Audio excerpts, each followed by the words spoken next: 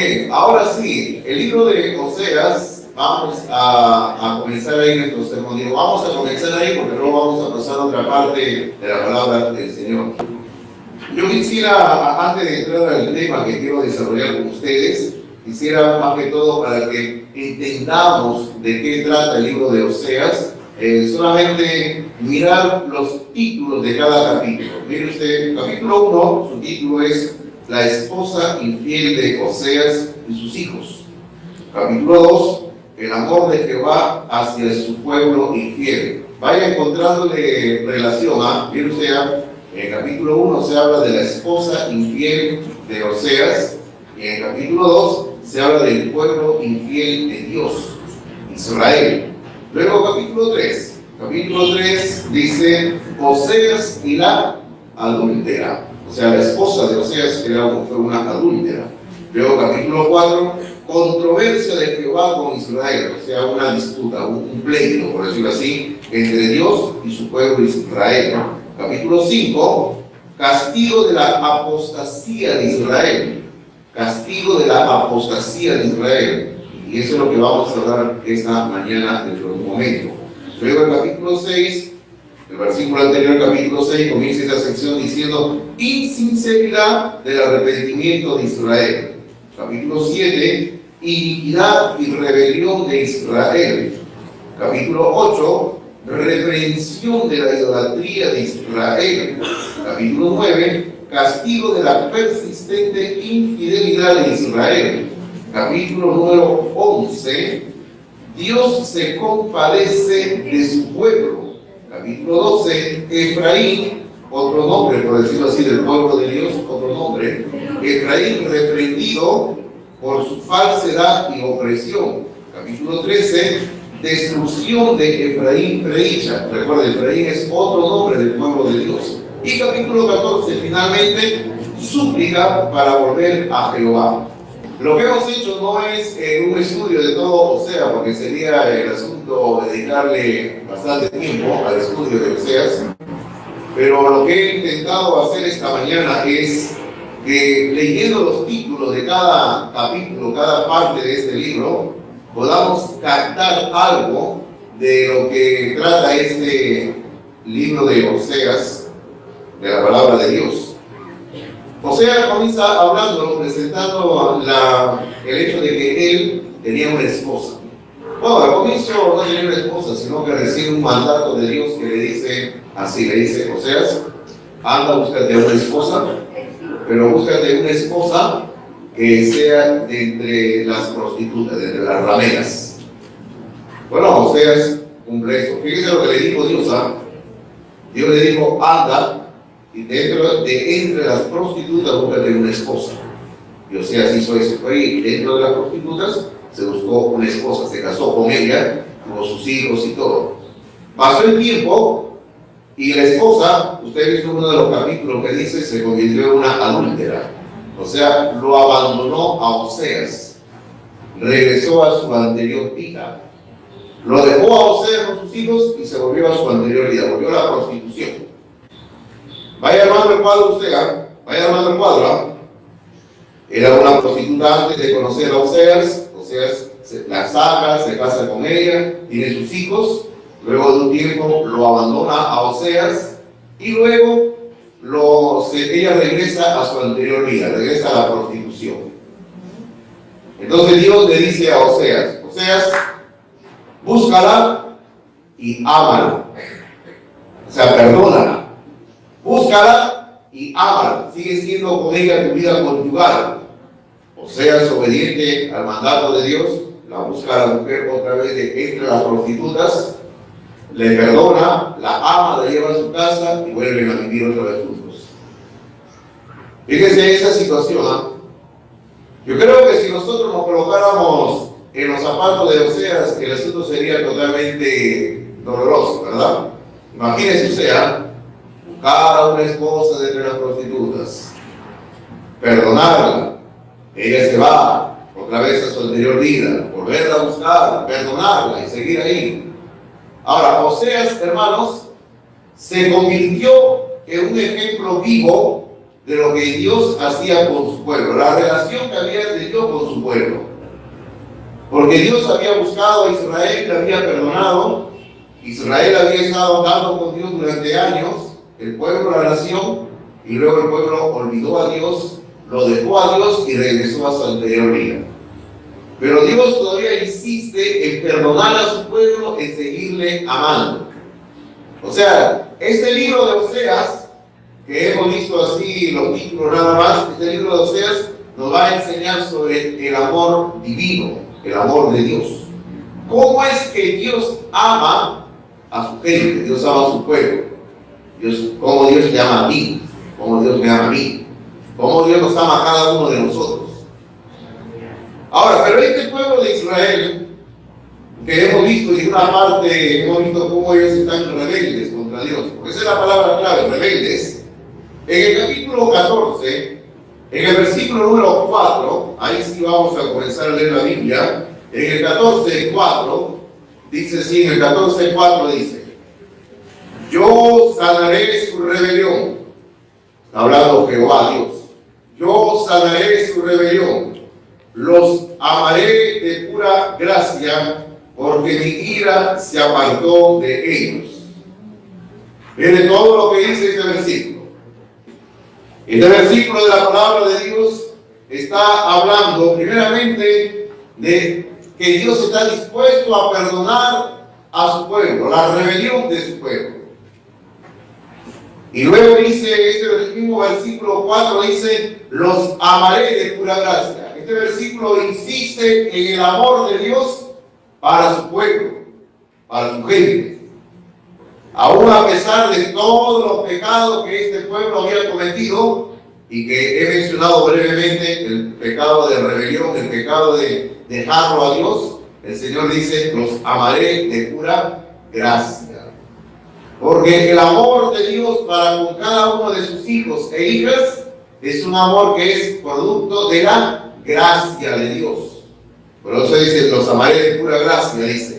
Y luego la segunda parte del versículo 4 dice: porque mi ira, o sea, da la razón, porque mi ira se apartó de ellos. Y eso es lo que ha ocurrido con nosotros en la cruz del Calvario. Cuando Cristo murió en la cruz, la ira que estaba sobre el hombre y la mujer, pecadora, o sea, sobre nosotros, esa ira se transmitió, por decirlo así, sobre la persona de Jesucristo en la cruz. Y ahora nosotros en Cristo estamos libres de la ira de Dios. La ira de Dios ya no está sobre nosotros, ya no hay ira sobre nosotros en Cristo. Pero el hombre y la mujer que están sin Cristo, según Juan capítulo 3, después del versículo 16, que todos conocemos de memoria, que habla del amor de Dios, según Juan capítulo 3, versículo 18, por ahí dice claramente que el que rehúsa venir a Dios, está la ira de Dios sobre él, sobre ella. Así que si alguien permanece sin Dios, lejos de Dios, la ira de Dios está pendiendo sobre su cabeza, literalmente. Pero la primera parte de este versículo 4, hablándole a Israel, hablándole a su pueblo, hablándonos a nosotros como pueblo de Dios, porque hoy en día somos el pueblo de Dios, hermanos, hablándonos a nosotros como pueblo de Dios, el Señor dice aquí en este versículo 4: yo sanaré su rebelión, los amaré por pura gracia. Ahora, yo quiero hablar bastante de la palabra rebelión esta mañana. La palabra rebelión, hermanos, también se traduce en otros lugares de la Biblia por la palabra apostasía. Yo sé que algunos de ustedes, cuando hemos leído en el Nuevo Testamento, habla de la apostasía como sinónimo de falsa doctrina, movimiento que va en contra de Dios. Pero en esencia la palabra rebelión quiere decir eso, quiere decir rebelión, apostasía quiere decir rebelión, literalmente. Israel se había rebelado contra Dios. Si usted vuelve a repasar otra vez el libro de Oseas, como lo hemos hecho en su momento, solo leyendo los títulos de cada capítulo, usted tiene que llegar a la misma conclusión. Israel había incurrido en adoración de otros dioses. Israel le había dado las espaldas a Dios. Israel estaba totalmente en rebelión contra Dios. Dios comienza a hablar con su gente, con su pueblo. Dios comienza a decirles a ellos que están en rebelión. Dios comienza a decirles a ellos que están en pecado. Y Dios comienza a lo largo de este libro de Oseas, le comienza a mostrar a ellos que están cada vez más lejos de Dios. Por eso es que Dios les pide que regresen, le dice, vuélvanse. Eso es lo que dice en el 14:1, la primera palabra del 14:1 dice, vuelve, oh Israel, a Jehová tu Dios, porque por tu pecado has caído. Vuelve, dice, regresa. Dios invita a su gente siempre, regresa. Si te has apartado por rebeldía, regresa, vuélvete otra vez. Pero a lo largo de este libro, cuando Dios está hablando con ellos y discutiendo con ellos, diciéndoles, ustedes se han rebelado, en el capítulo 8, en el versículo 12, estamos en el libro de Oseas, en el capítulo 8, en el versículo 12, miren lo que le dice Dios, y esto es lo que yo llamo el clímax. El clímax, cuando Dios va a exhortar a su pueblo al arrepentimiento y le va a decir por qué ellos se han rebelado contra él, cómo se demuestra esa rebeldía. En el 8:12 dice así, Oseas 8:12, le escribí las grandezas de mi ley. ¿Y qué resultó de eso? Dice, y fueron tenidas por cosa extraña. O sea, Dios dice en su palabra, yo escribí mi palabra a este pueblo de Israel.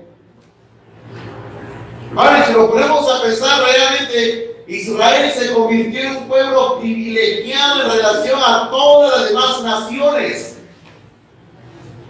Israel era un pueblo único.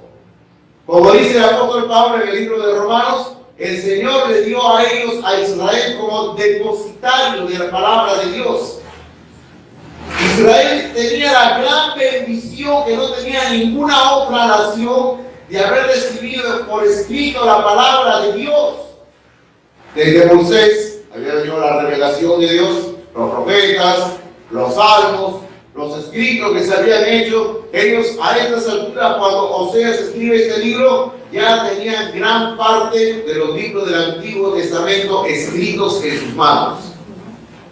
Pero sin embargo, como dice Dios, ellos habían llegado hasta el punto, en este versículo dice, que el Señor les escribió la grandeza de mi ley, dice. Pero la segunda parte que dice, pero le fueron tenidas por cosa extraña. Esta expresión extraña se puede entender en dos sentidos. Se puede entender en el sentido de que tenían la palabra en su mano, pero no le dieron importancia. O sea, la desconocían. No la leían, no la estudiaban. Por decirlo así, la paseaban, por decirlo así. Algo así como lo que ocurre hoy en día en el siglo XXI. Nosotros tenemos la Biblia en nuestra mano, pero la paseamos muchas veces. La verdad, hermanos. La tenemos en el celular, la tenemos en la tablet, la tenemos en el carro, en el audio, no la escuchamos, no la leemos y estamos igual que Israel. O sea, la palabra la podemos tener en nuestras manos, pero se convierte en algo extraño porque no la conocemos. Pero yo le dije que esta expresión, algo extraño, también se puede entender de dos formas.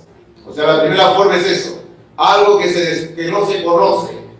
Se tiene la mano, pero no se conoce. Es extraño por eso. Pero extraño también se puede entender como que uno, hermano, lo ve como algo malo. Algo que no merece que le demos nuestro tiempo. Y así es, ¿verdad? Mucha gente también cree que la Biblia no merece que le demos tiempo porque no nos va a ayudar para nada. La Biblia no nos sirve para nada. Entonces, como la Biblia no sirve para nada, es algo extraño, es algo malo. No hay que darle tiempo a la Biblia. Y así era el pueblo de Dios. O sea, este pueblo de Dios tenía la palabra de Dios en su mano, como dice aquí en Oseas capítulo 8, versículo 12, pero para ellos la palabra era algo extraño. Hermano, Israel había incurrido sencillamente en una rebelión. Toda la nación, hombres, mujeres, y por qué no decirlo, hasta niños, estaban en rebeldía contra Dios. Ya le dije en su momento que la palabra rebeldía, cuando hemos leído 14:4, donde dice, yo sanaré sus rebeliones, yo sanaré su rebeldía, esa palabra rebeldía se puede traducir también por la palabra apostasía. Entonces, vayamos preguntándonos esto. ¿Qué significa la palabra apostasía? Aunque ya se los he dicho, pero se lo voy a decir. La palabra apostasía lleva 4 ideas. Idea número 1, lleva la idea de rebelión. Cuando se habla de apostasía en la Biblia, se habla de rebelión. Idea número 2, lleva la idea de apartarse. Apartarse de la palabra de Dios, sobre todo. Que alguien se aparta de la palabra de Dios. Idea número 3, dejar de confiar en Dios. Alguien ya no confía en Dios. O sea, antes confiar en Dios y luego deja de confiar en Dios. Idea número 4 que lleva la palabra apostasía. Dejar de andar en los caminos de Dios. Dejar de andar en los caminos de Dios. O sea, todo esto está dentro de la palabra apostasía. Rebelión, apartarse de la palabra de Dios, dejar de confiar en Dios y dejar los caminos de Dios. Todo eso está dentro de la palabra apostasía. Hermanos, Israel había cometido este pecado de apostasía. Ahora la pregunta es, por ejemplo, que yo hago y digo, ¿no? Ahora, un creyente en Cristo Jesús puede cometer el pecado de apostasía, aunque usted me diga no, le digo que sí, sí puede, claro. ¿Y sabe qué debo decir? Solamente los creyentes, solamente gente que conoce a Dios puede darle las espaldas a Dios. Solamente gente que ha estado antes en los caminos de Dios puede apartarse de los caminos de Dios. O sea que solamente gente que es parte del pueblo de Dios puede caer en este pecado de la apostasía. Ahora, ¿un creyente en Cristo Jesús puede caer en el pecado de idolatría? Sí puede caer, sí puede caer, sí puede caer. Yo conozco creyentes que antes de estar en los caminos de Dios, luego se apartan, se van a una religión X, se meten al budismo, por ejemplo. Se meten al budismo, comienzan a adorar a Buda. Se meten al movimiento Hare Krishna, comienzan a adorar ahí a toda la multitud de dioses que tiene el movimiento Krishna. O se mete a la religión tradicional de nuestro país, el catolicismo romano, comienza a adorar santos, vírgenes, imágenes, cruces y todo. Y antes estuvieron en los caminos de Dios y comienza a caer. Ahora, pero un creyente que todavía asiste a la iglesia, ¿puede caer en idolatría? Yo le digo que sí puede caer en idolatría. Porque la palabra de Dios dice, y yo le doy la cita para no salirnos de Osea, por favor, yo le doy la cita, dice en Colosenses capítulo 3, versículo 5, en Colosenses capítulo 3, versículo 5, la palabra de Dios dice que la avaricia es idolatría. Dice así la palabra de Dios, dice. Claro, todo el versículo que he mencionado, Colosenses 3:5, está hablando de pecado de los cuales el creyente tiene que huir, el creyente tiene que escaparse. Y ahí menciona, por ejemplo, el pecado de fornicación, de impureza, de pasiones desordenadas, de los malos deseos, y al último menciona el apóstol diciendo, la avaricia, dice, y la avaricia es idolatría, dice. Hermano, así que si un creyente, si un cristiano en Cristo Jesús cae en las garras de la avaricia, ha caído en idolatría y está igual que Israel, en el mismo camino donde se está olvidando del Dios único y verdadero y está en idolatría. Hermano, es terrible, ¿verdad? Es terrible cuando un creyente comienza a entrar en el camino de la apostasía espiritual. Se comienza a apartar de Dios. Ahora, aquí nos hacemos otra pregunta. Dice, ¿no? ¿Cómo reconocer a un apóstata? O sea, ¿cómo puedo saber que alguien está en apostasía? Y esto no se trata de que usted va a comenzar a mirar a las otras personas y va a comenzar a decir, fulano es un apóstata, ¿no?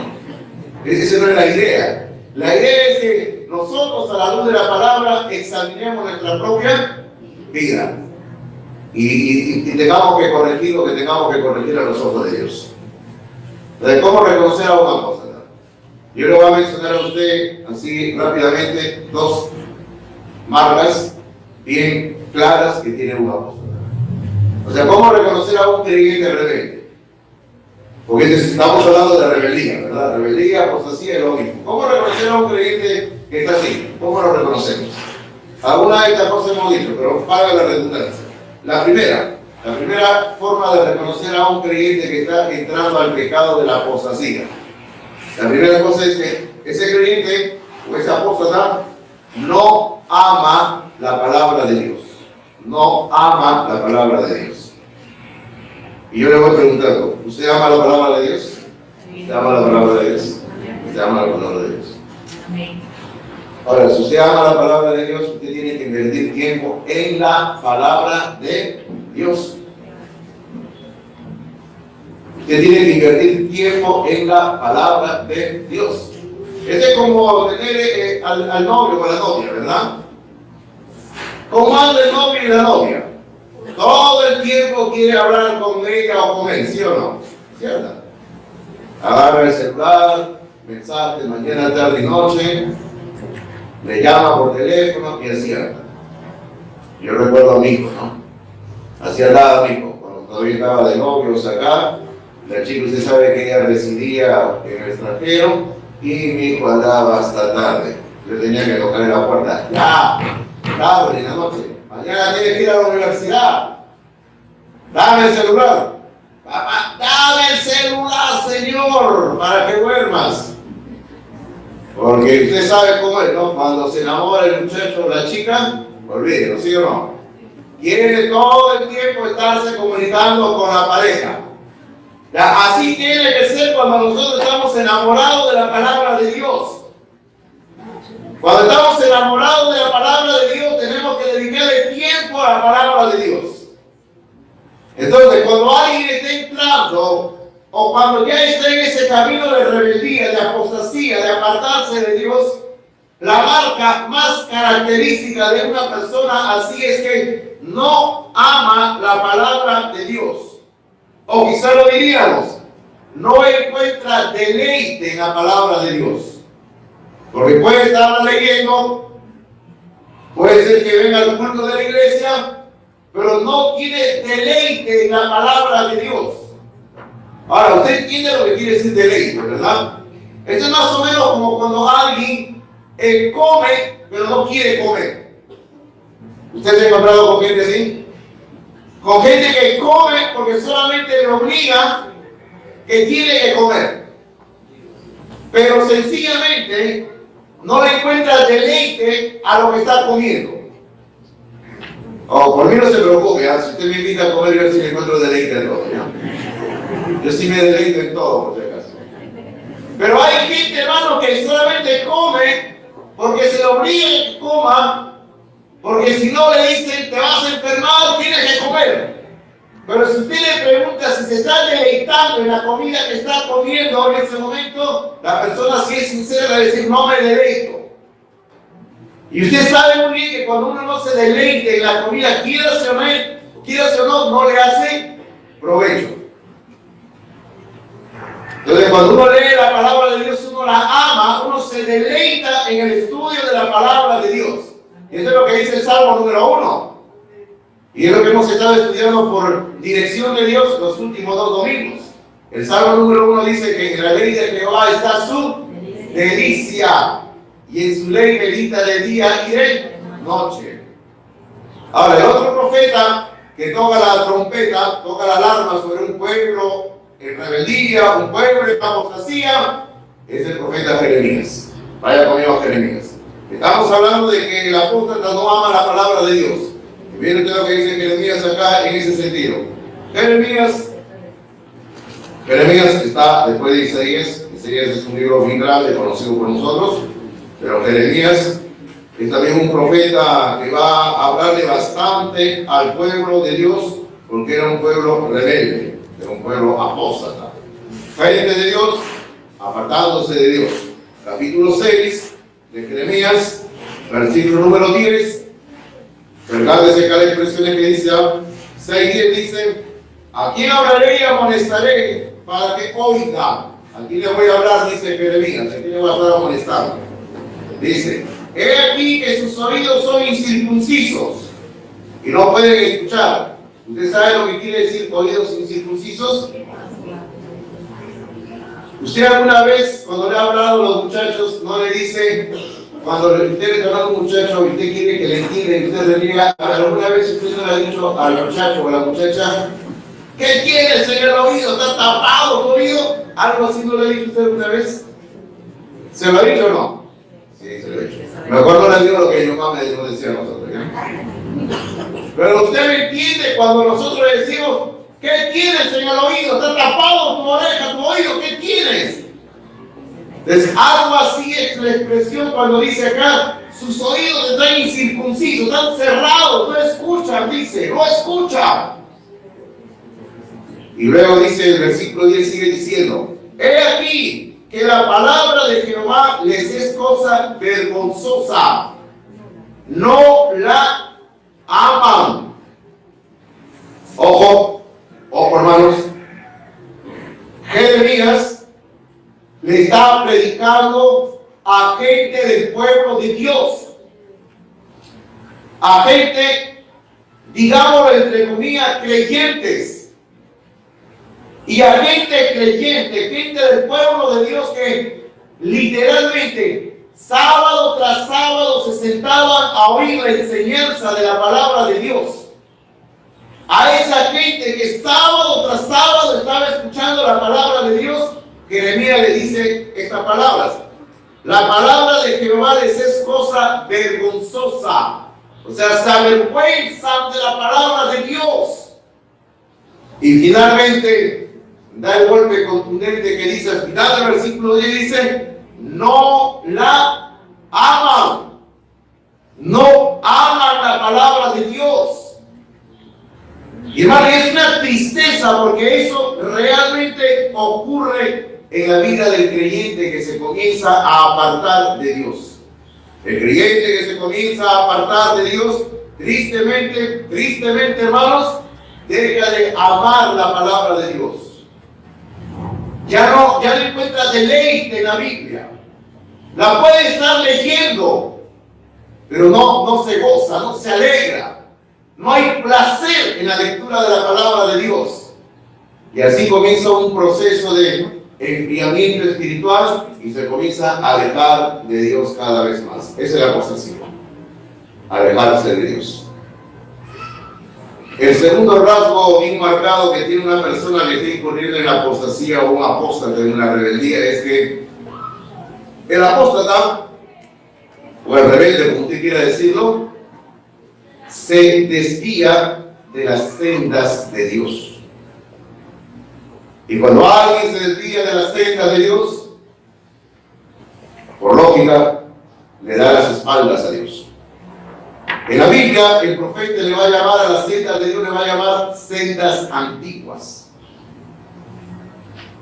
Jeremías capítulo 6, versículo número 14 en adelante dice así, 6:14 dice así. Y curan la herida de mi pueblo con liviandad, diciendo, paz, paz, y no hay paz. O sea, había gente que tenía ciertas enseñanzas que no eran buenas enseñanzas, y que estaba tratando de tapar el pecado de una forma liviana. O sea, como que, por decir usted, alguien se hace una herida terrible, sufre un accidente, se abre ahí la carne, por decir, ¿no? Usted sabe que si alguien se accidenta de esa manera, abriendo acá su brazo, algo, tiene que ir al médico y tiene que limpiarle y coserlo, ¿verdad? Pero fíjese usted que algo así le había ocurrido al pueblo y en vez de hacer lo correcto, simplemente le estaban echando, vamos a decir, un mentolato. Y usted sabe que el mentolato para eso no sirve para nada. Entonces había gente en el pueblo de Israel que estaba tratando de curar el pecado de Israel, pero solamente con algo suave, algo que no era la palabra de Dios. Versículo 15 dice, ¿se han avergonzado de haber hecho abominación? O sea, de haber hecho pecado. Y la pregunta es sencillamente no. Dice, ciertamente no se han avergonzado, ni aún saben tener vergüenza. Por tanto, caerán entre los que caigan. Cuando los castigue, caerán, dice Jehová. Ahora, ¿qué tiene que ver la vergüenza acá? La vergüenza tiene que ver mucho. Porque cuando un creyente ha pecado, en su corazón siente vergüenza. Un creyente, un hijo de Dios, una hija de Dios, cuando peca, siente vergüenza. Porque ha pecado. Luego el versículo 16 dice: así dijo Jehová, paraos en los caminos y mirad y preguntad por las sendas antiguas. Esa es la parte a donde yo quería llegar.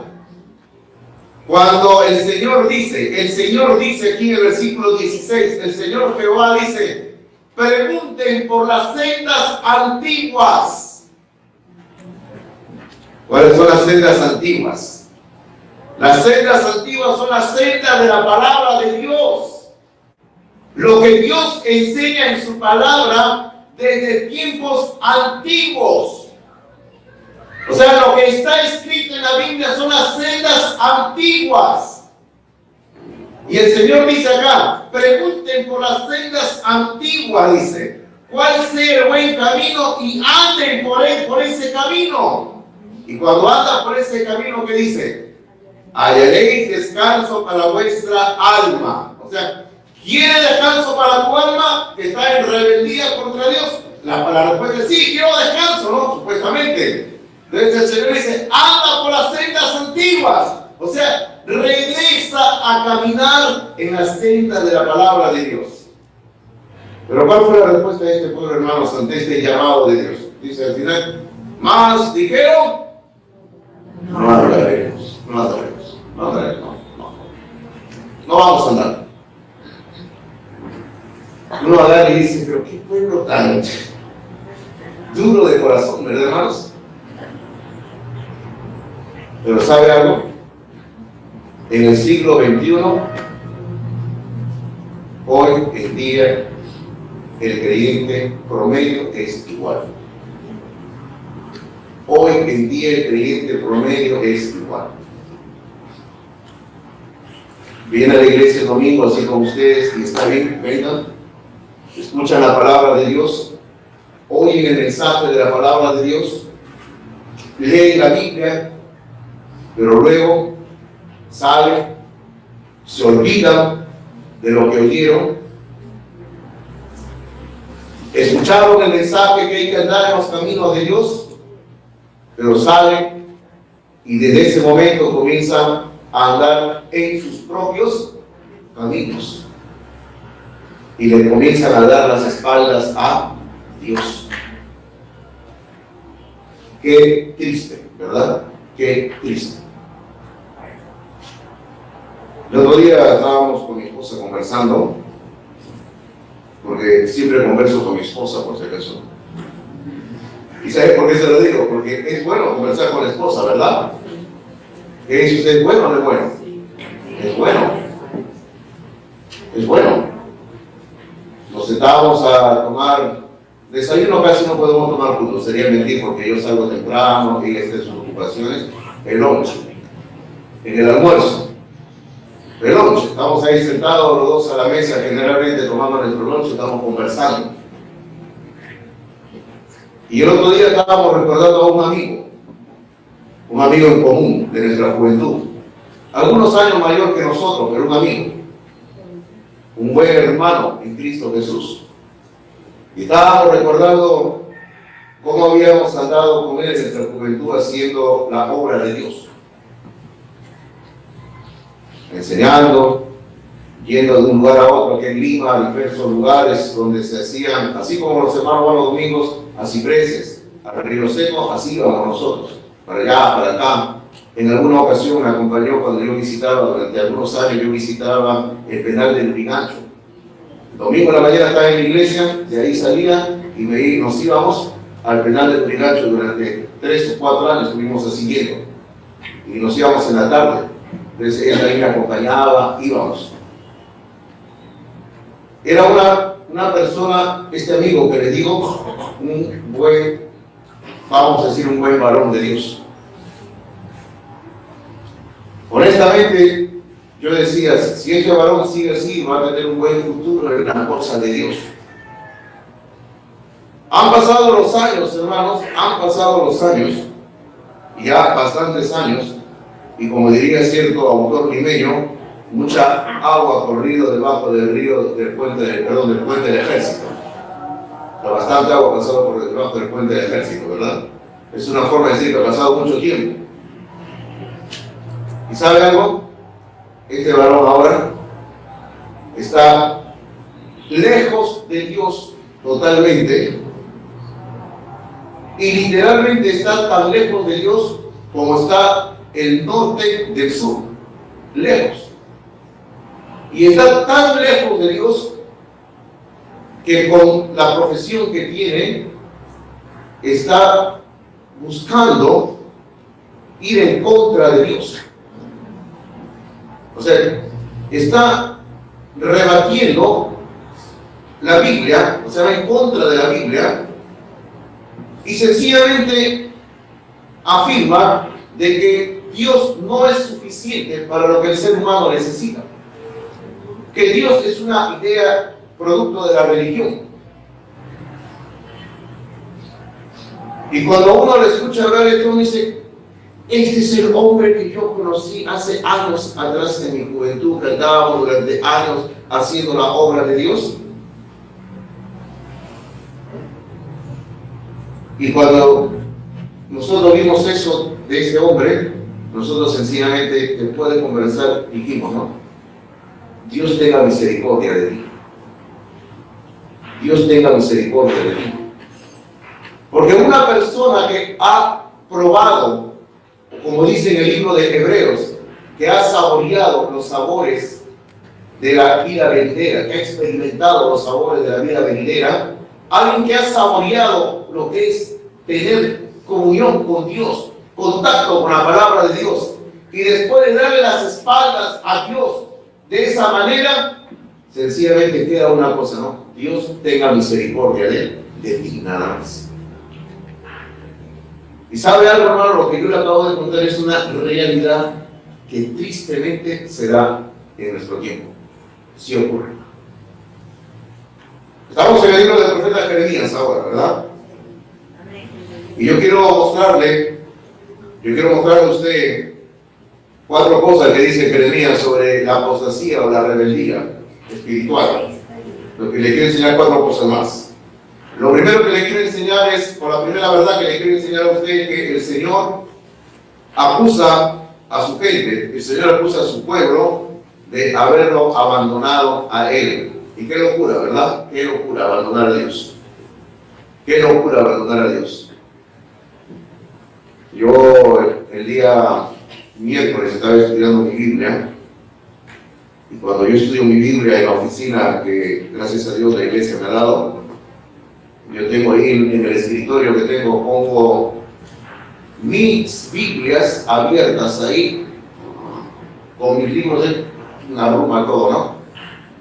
Y estaba ahí, ¿no? Y en cierto momento yo, después de estar estudiando, me levanté un momento para descansar y salí, y estaba andando, y cuando regreso a mi oficina y me paro en la puerta de la oficina y veo todo mi escritorio ahí revuelto con las Biblias ahí, mis apuntes y la computadora prendida, todo.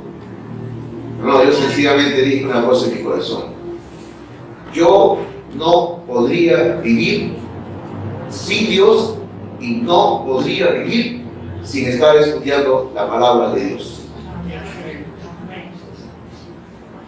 Porque, hermanos, un creyente en Cristo Jesús nunca debe de abandonar a Dios.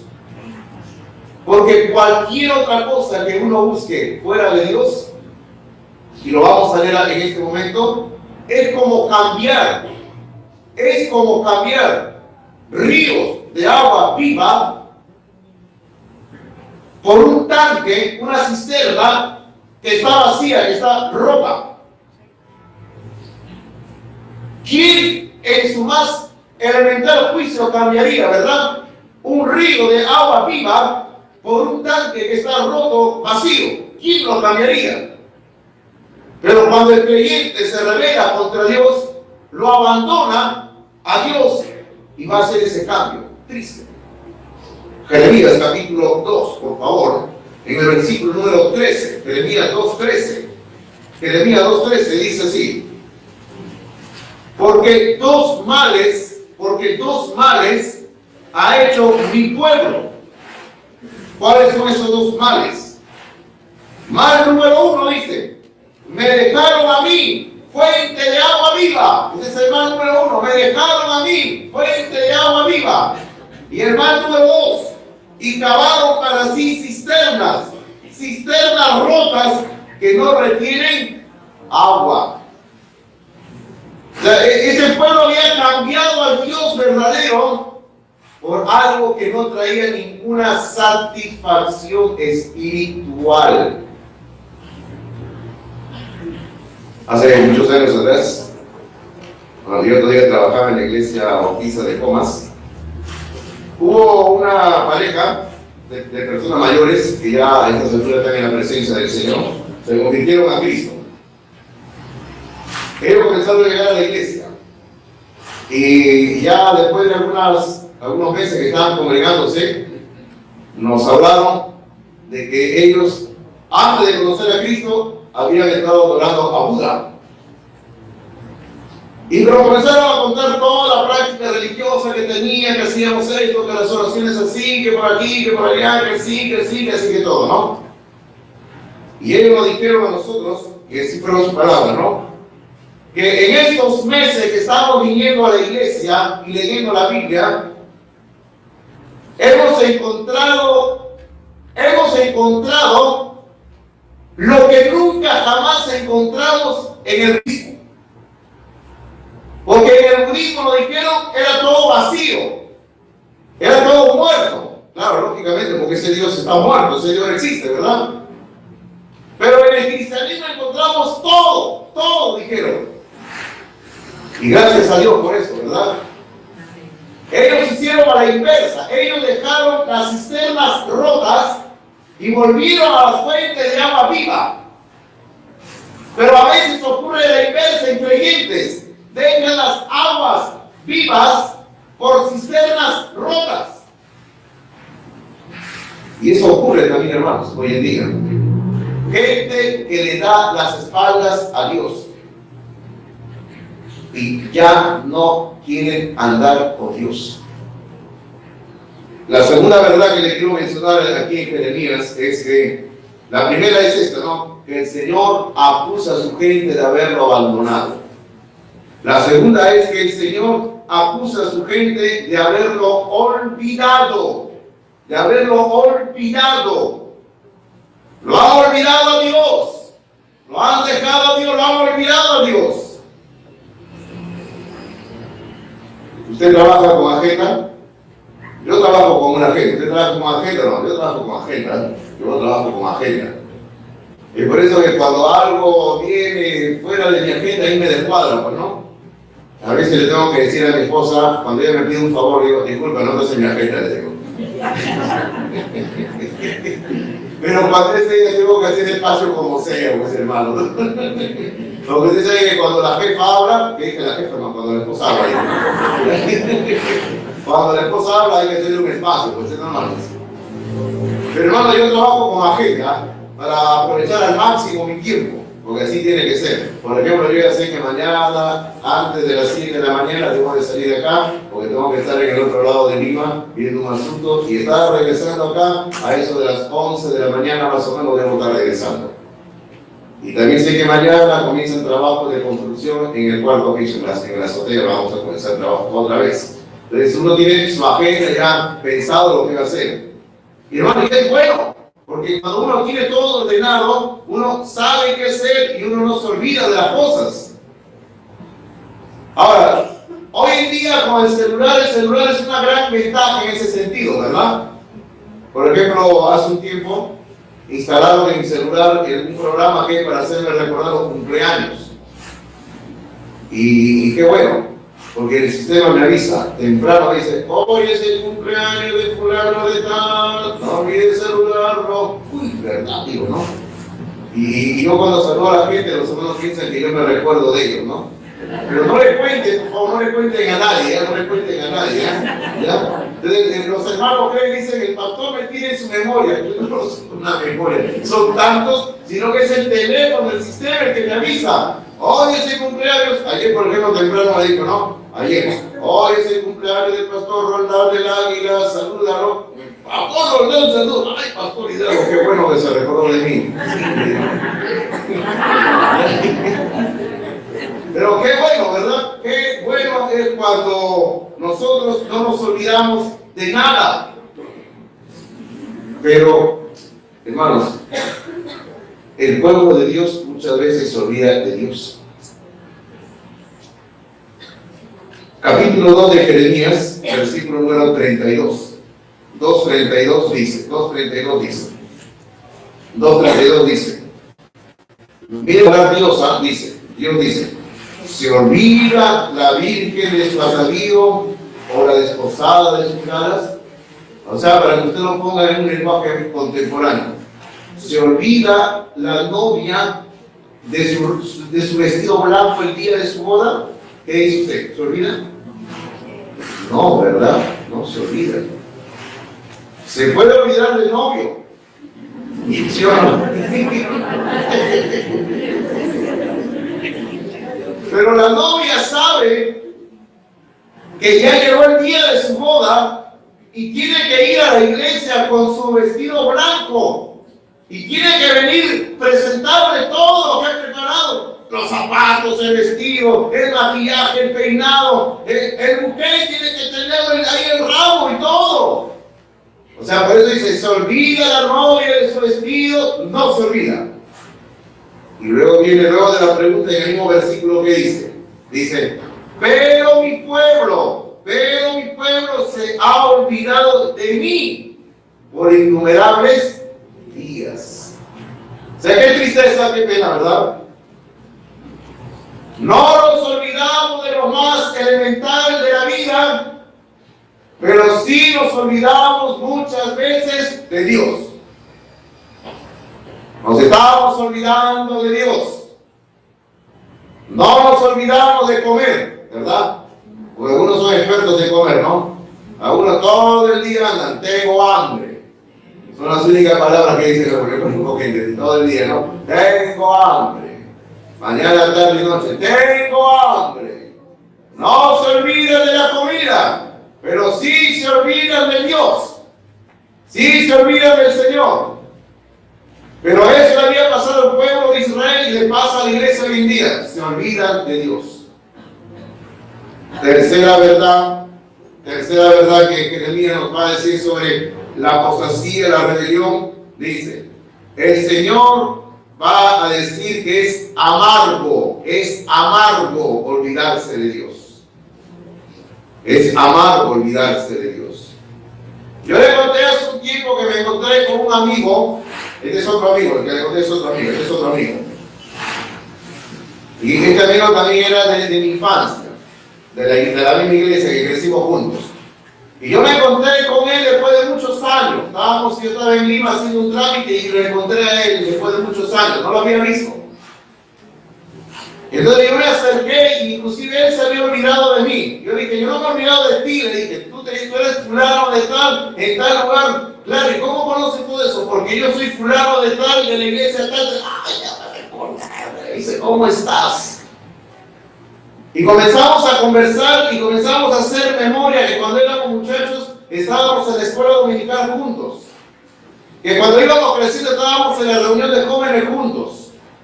Le comencé a hacer recordar que cuántas veces nos habíamos arrodillado en una de las aulas de nuestra iglesia para orar. Porque el deseo de él y el mío en ese momento, siendo muchachos, era servir a Dios. Y salíamos a visitar. Yo ¿te recuerdas cuando salíamos con el hermano fulano de tal a visitar? Claro, me dice. Y él me dice, ¿y en qué andas tú, Fernando? Y yo le conté, estoy en la iglesia como pastor en tal lugar, así, así, así. Y yo le lancé la pregunta, ¿y tú en qué andas? El hombre ahí cambió de rostro totalmente. Me dijo, no te voy a dar todos los datos de mi vida, pero yo no ando en cosas buenas. no ando en cosas buenas. Me dice, yo ando metido en lo peor de lo peor. Me dijo. Y en parte de la conversación yo le dije, dame tu teléfono para llamarte. Me dijo, no te puedo dar mi teléfono, porque si te doy mi teléfono te comprometo a ti, me dice. No te voy a dar. Me dijo, algún día, me dice, si Dios me permite, saldré de esa vida y regresaré a los caminos de Dios e iré a la iglesia. Y conversando, él me dijo así, y derramó algunas lágrimas y me dijo, Fernando, me dice, es triste cada vez que yo recuerdo cómo antes hablábamos en la iglesia leyendo la Biblia y cantando, me dice.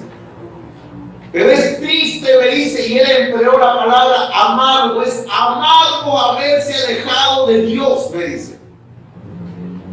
Y él me dijo, tengo tanto dinero como tú no te imaginas, tengo mucho dinero. Estoy de visita aquí en Lima, me dice, porque he venido a ver a mi mamá. Pero sabes que es triste, me dice, triste. El dinero no llena ese vacío, me dice, de Dios. Y esto me hizo recordar lo que dice aquí el profeta, porque le estoy diciendo que es triste, es amargo olvidarse de Dios. Jeremías capítulo 2, versículo número 19. Jeremías 2:19. Jeremías 2:19 dice, tu maldad te castigará y tus rebeldías te condenarán. Sabe pues, y ve cuán malo y amargo es el haber dejado tú a Jehová tu Dios. Mira lo que dice acá, dice, ve cuán malo y amargo es el haber dejado tú a Jehová tu Dios, y faltar mi temor en ti, dice el Señor, Jehová de los ejércitos. No existe ningún creyente que habiendo antes estado en los caminos de Dios y luego se ha apartado, pueda decir que anda feliz de la vida. No existe ningún creyente. Todo creyente que antes estuvo en los caminos de Dios y se aparta de los caminos de Dios, va a tener que decir, igual como dice aquí el profeta, es cuán malo y amargo es el haber dejado a Jehová nuestro Dios. Yo ahorita estoy recordando a un creyente de la Biblia que tuvo esa experiencia muy triste. ¿Saben quién estoy recordando? ¿Recuerdan ustedes al sobrino de Abraham? ¿Cómo se llamaba? Lot, exactamente. Esa es la historia del sobrino de Abraham en el libro de Génesis. Si usted lee ahí va a encontrar, ¿no? Usted recuerda la parte cuando Abraham y él se separan. A Abraham le dice, escoger. Abraham todavía es buena gente. Dios te había dado toda la tierra a Abraham. Abraham tenía derecho a escoger, pero Abraham le dice, bueno, a ver, tú escoge, le dice, si tú te vas para allá, yo me voy para acá, si tú te vas para allá, yo me voy para allá. Entonces, ¿dónde quiere? Le dice, ¿no? Y la Biblia dice que el sobrino comenzó a mirar todo y vio y dijo, este lado de acá tiene grandes riquezas, hay buena tierra, buen pasto, todo, buena cantidad de agua, ¿no? Entonces él dijo, me voy por este lado. O sea, lo que a sus ojos había bastante, algo prometedor para sus animales. Pasto, agua y todo. Y el otro lado que le quedaba a Abraham, así hermano, literalmente era desierto. Entonces Abraham cumplió su palabra y dijo, ok, vete tú por ese lado, yo me voy por este lado. Abraham se fue al desierto, hermano, desierto, arena, sol, no hay agua, no hay pasto, ahí se fue. Y ahí Dios lo cuidó a Abraham. Porque cuando uno anda en la voluntad de Dios, esté donde esté, Dios lo bendice. Este hombre se fue por este lado, donde había abundancia de todo. Y la Biblia dice literalmente en el Génesis, que él fue colocando, cada vez se iba acercando más, fue colocando sus tiendas, cada vez se iba acercando más hasta dos ciudades que no eran gratas para Dios. ¿Cómo se llamaban esas ciudades? ¿Recuerdan?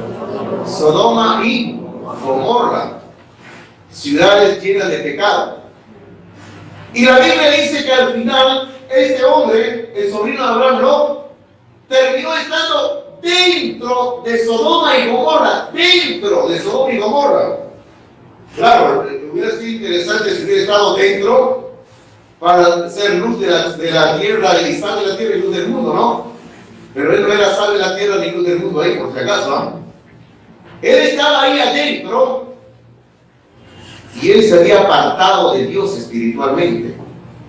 Ahora, ¿cómo lo sabemos? Hay varios indicios. Por ejemplo, ¿recuerda usted que sus hijas estaban por casarse? Pero se iban a casar con creyentes o con conversos. Con inconversos. Cuando un creyente da a su hija para que se case con un inconverso, es una señal de que hay un problema espiritual muy grave. ¿Recuerdan ustedes cuando llegaron los ángeles? Ellos se agarraron y lo que dijo: ¡déjenme a los ángeles, no le hagan daño! Acá les doy a mis hijas. Que tal hombre, ¿no? Le daba a sus hijas para que le hagan daño. Este hombre había llegado espiritualmente a un punto moral lo más bajo. Y cuando él está ahí, mi hermano, metido en ese lugar, yo le voy a leer la cita, luego le digo dónde está ya. Miren lo que dice, escuchen bien lo que dice, ¿ah? Dice que Dios libró al justo Lot, o sea, al creyente Lot. No justo porque andaba en justicia, no, sino que era creyente, de todas maneras era un creyente. Y dice, Dios lo libró al justo Lot, que estaba abrumado por la nefanda conducta de los malvados de Sodoma y Gomorra. O sea, Lot estaba abrumado. Y sigue diciendo, un versículo más adelante dice, porque este justo, o sea, este creyente que moraba entre ellos, afligía cada día su alma justa, viendo y oyendo los hechos inicuos de ellos. Cuando un creyente al estilo Lot se aparta de Dios y se va y se mete entre el pecado y el está ahí, ese creyente, hermano, nunca va a ser feliz en su vida. Jamás va a ser feliz. Así que segunda de Pedro 2, 7 y 8. Una amiga, hace años atrás, yo no sabía, bueno, yo me enteré después, ¿no?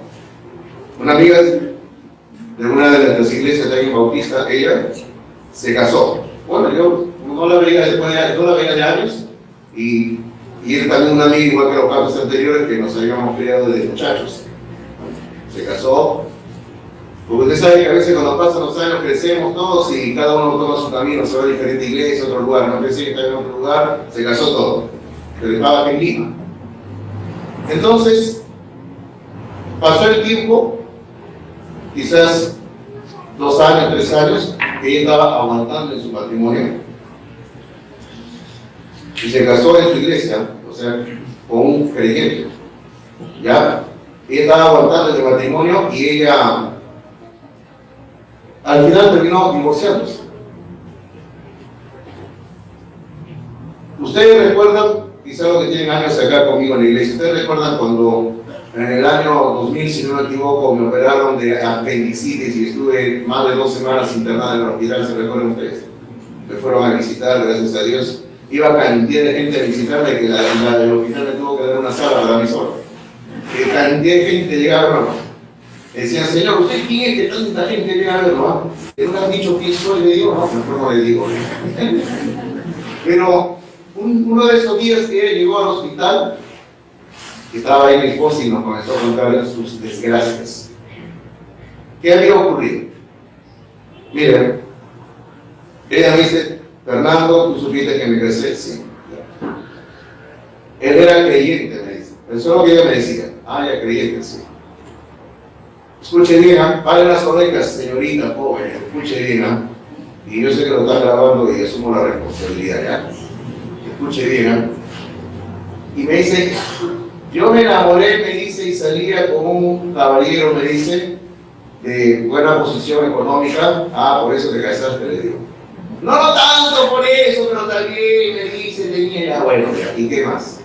Pero me dice, me casé con él, me dice, porque muy buena persona. Y yo le dije, ¿era creyente? Y ella me dice, sí. Entonces yo le dije, ¿de qué iglesia? Escuche bien, me dijo, él es luterano. Ah, pues. Cuando ella me dijo luterano, yo le escuché y me comenzó a decir todo.